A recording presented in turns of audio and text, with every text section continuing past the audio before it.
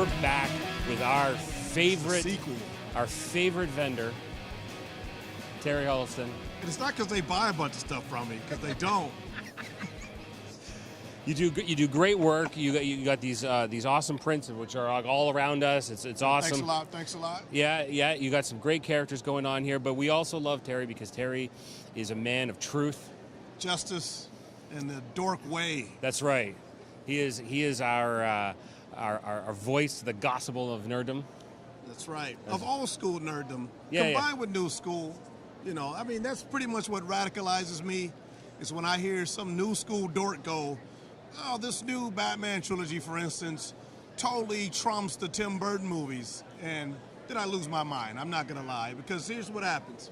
I gotta point out to them all the stuff that their movie ripped off from that movie, and then they're like, all the stuff you thought was an innovation was just a ripoff, So Terry, we talked to you last year about a few things. It was great, but I'm curious about films this year. Okay, films this year. I'm gonna name some off. Okay. And you can either if you've seen it, all right, comment on it. If you haven't seen it, just throw me down. All right. All right. Let's start off. RoboCop. RoboCop. Seen it.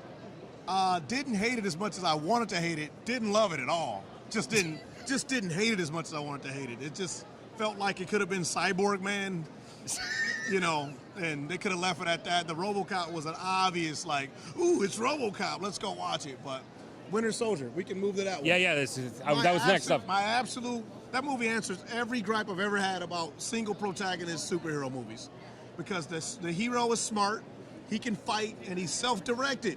I can't stand the Nolan Batman movies and Superman movie because the hero was just led by his nose. Like whatever older person told him to do something, especially Superman, he would do it.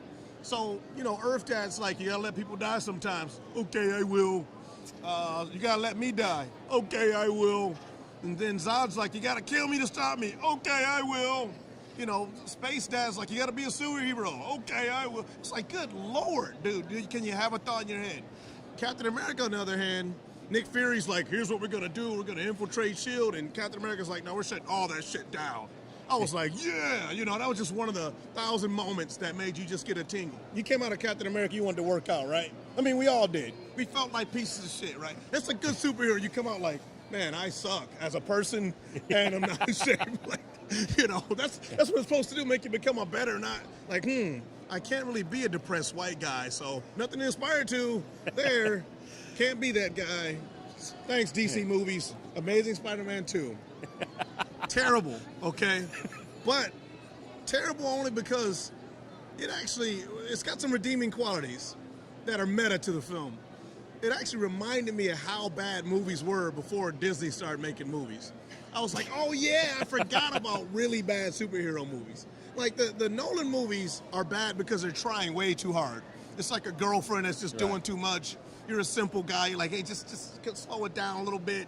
We can have some fun. But with the Spider-Man 2, it was just a shit sandwich, and we all had to take a bite. Okay, here's my new thing, man. Here's my new thing. Okay. Here's my new thing that's new for this year. Okay.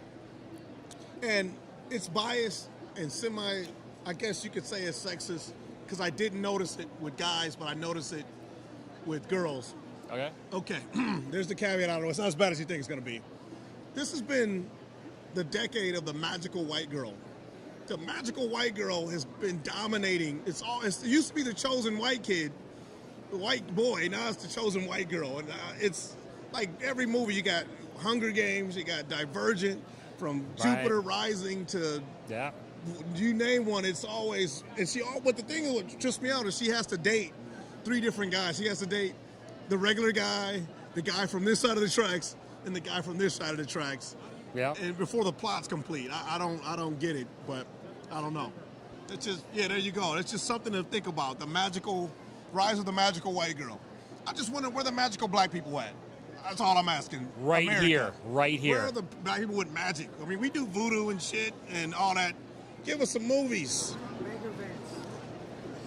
I'm gonna kill you, man. And lastly, we'll deal with, of course, one of the biggest films of the summer, Guardians of the Galaxy. Mm-hmm. What did you think of how that played out? I was worried about that movie because it's such a tough dive. I mean, It's outrageous, and it was fun. But ended up, I watched it twice. Drax the Destroyer, I thought was going to be the weakest link. Ended up being my favorite character out of the whole bunch. Okay. And Batista comes in. He's going to be the new big guy that we like now. At least I like him anyway. So, right. No, Guardians of the Galaxy is great. It had all the trimmings. I love how it made fun of itself. Right. I.e., making fun of other action movies. It did its job. I mean, it pretty much was a live-action Pixar movie. And I mean, Marvel's pretty much downloaded that Pixar app of giving movies tons of heart. It could be about anything, but it's going to have a ton of heart, and you're going to care. You're going to give a shit.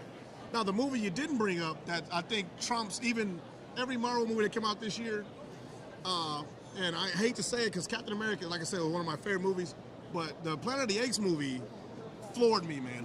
Okay, no. I mean, dude, that is a great I had film. man tears like 3 different occasions. It's like Tears? Give Caesar, it's not a full-on cry, but it's your eye watering. The tear escapes the lip of the eye, and you're tearing up. You're like, when his son. Oh man, what a great movie! CGI apes made me feel more than Man of Steel. Terry Huddleston's art, which is where we're here. This is the man, the myth, the legend, the master of truth. I'm like a truth apprentice. Truth apprentice? I got a long way to go, brother. I don't want Hulk Hogan all of a sudden.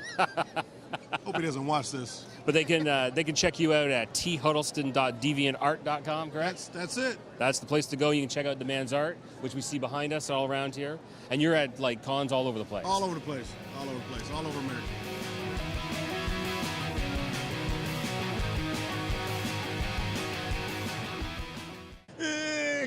Oh no! That's what it felt like.